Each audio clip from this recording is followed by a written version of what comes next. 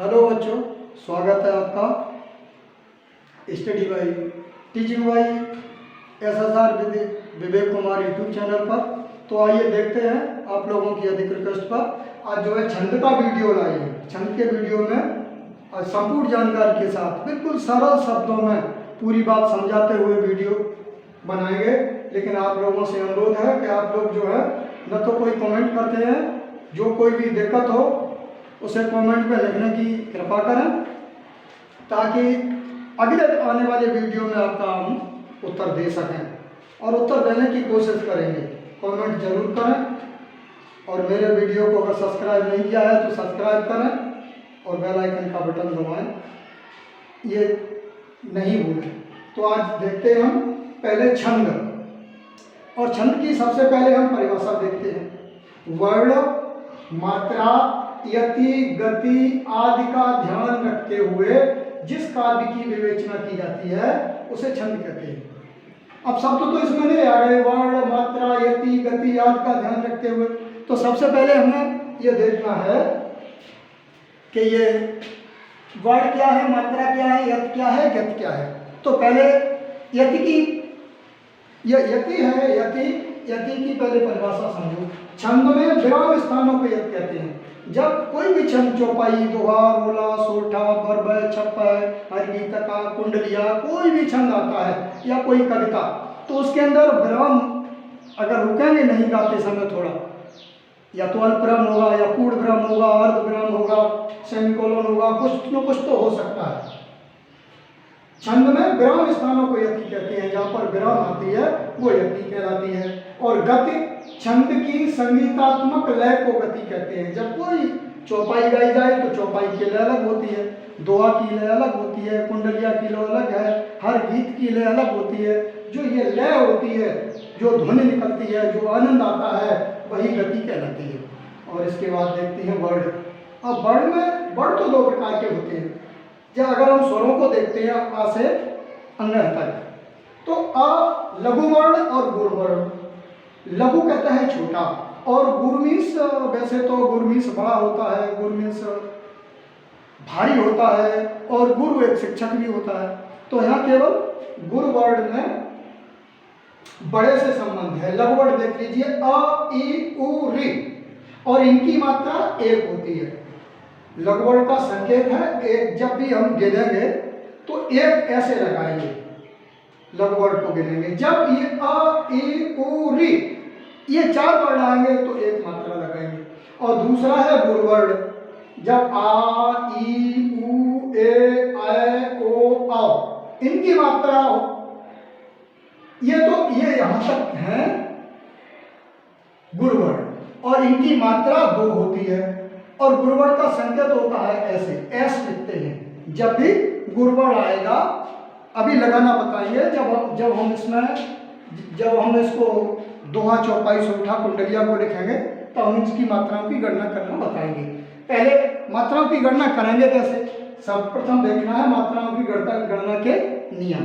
पहला नियम है हलंत अथवा आधे वर्ण नहीं गिने जाते हैं। हलंत आएगा या आधा वर्ण कहीं पर भी आएगा, उसकी हम काउंटिंग नहीं करेंगे। कोई मात्रा नहीं है, ना आधी मात्रा है, ना एक है, ना दो है, कोई मात्रा नहीं होती है।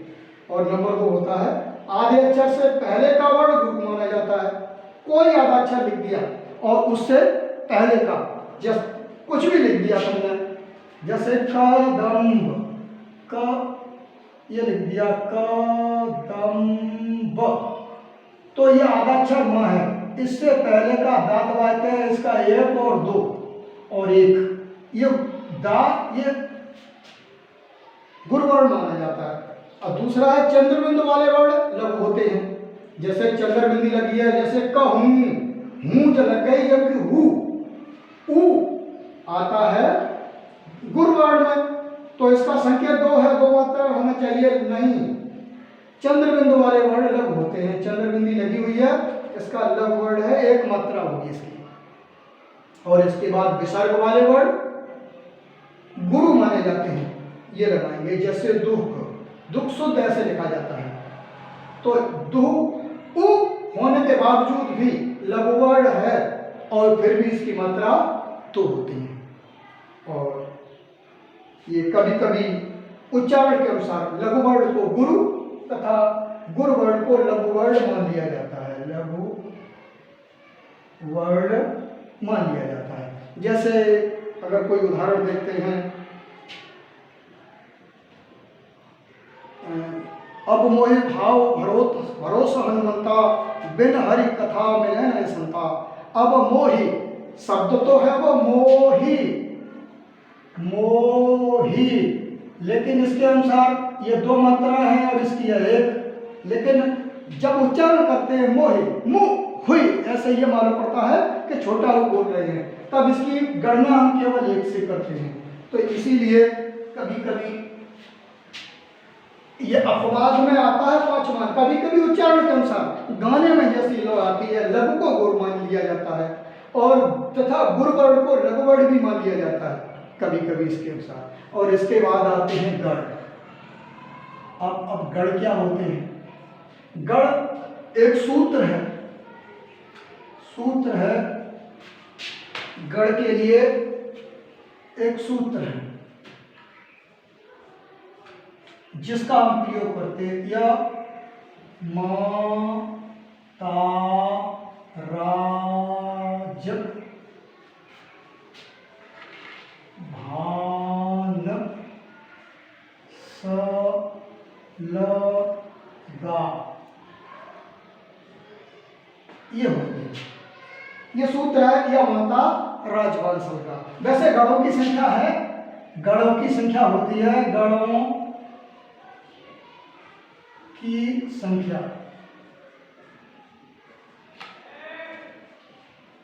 8 होती है।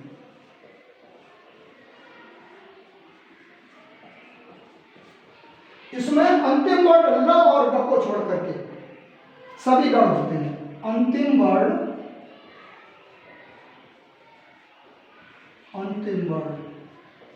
लगा, अंतिम वर्ण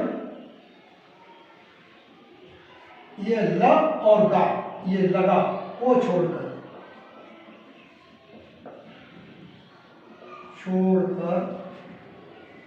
सभी गण होते हैं।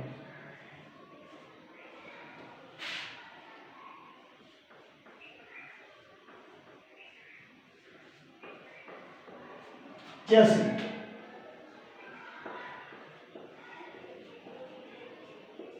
पहले सूत्र में चलेंगे इस पर, या माता राज, तो यह आ गया, तो पहले बना कि पहले क्या बना, नंबर 1 यह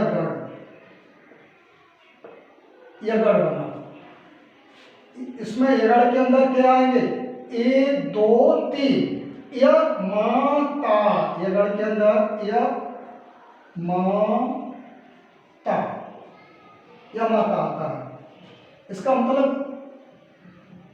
कितने, यह 1 मां 2 मात्रा ता 2 मात्रा, क्यों, यह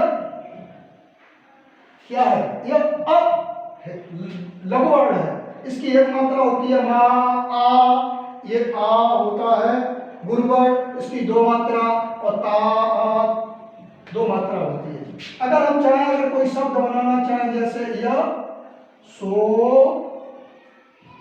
दा, यानी य की 1 है, सो की 2 है, दा की 2 है, 1 2 2 1 2 2, प्रत्येक 3 वर्णों से मिलकर के एक गढ़ बनता है। इसके बाद दूसरा आता है मगड़। अब यहां पर तो मां लिखा हुआ है, माता, मां नहीं है, मगड़ होगा, मगड़ में 3 अक्षर आएंगे, मा ता रा, इतना यहां से यहां तक, मा ता रा, इतने वर्ण आएंगे, मा ता रा। इसमें के मा 2 ता 2 रा 2। दूसरा तीसरा आएगा तगड़, मां के बाद आया ता नहीं तगड़। केवल वर्ण को देखना है, मात्रा को नहीं देखना है, यहाँ केवल तगड़ आ रहा है, ता वर्ण है, आ की मात्रा को नहीं देखना है। तगड़ के अंदर ताराज इतना आएगा, ताराज। अब ताराज में ता की दो, रा की दो और ज की एक होती है। तो बच्चों ध्यान रखना, ये मत सोचना ये क्या बोल रहे हैं।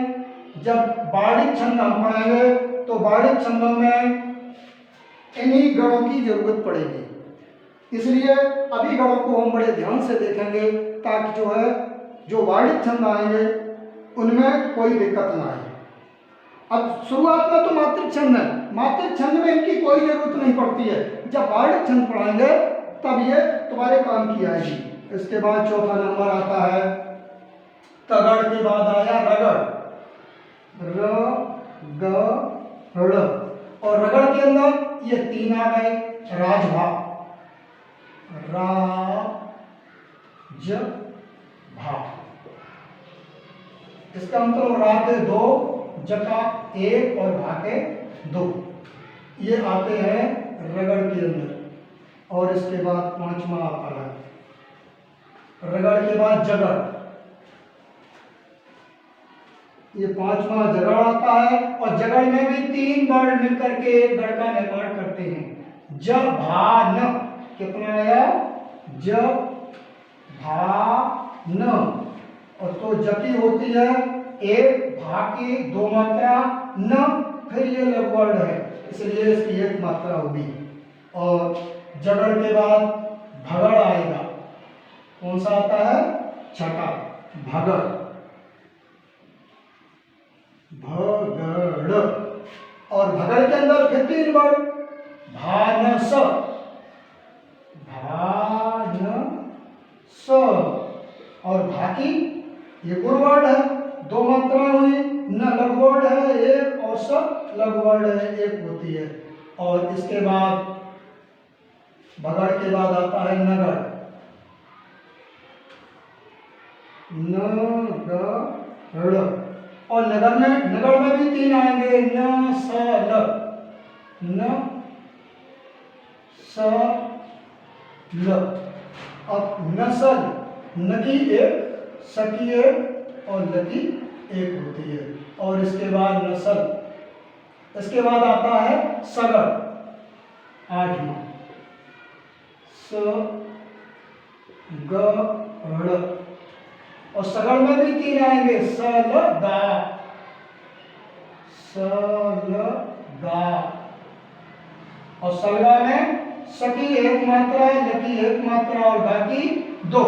और इसके बाद अगर हम सगड़ के बाद लगड़ बनाए तो ल ग दो और तीसरा वर्ण नहीं है, इसलिए आगे का गण नहीं बना सकते हैं। और गा तो सिंगल है, इसका फिर आगे गण नहीं बना पाएंगे। इस प्रकार पहले लिख दिया है, गणों की संख्या 8 होती है और इस प्रकार गण तैयार किए जाते हैं। और बच्चों ध्यान रखो, अगर कोई बात समझ में नहीं आती है तो कमेंट अवश्य करें, जो आगे आने वाले वीडियो में हम तुम उसका उत्तर दे सकें।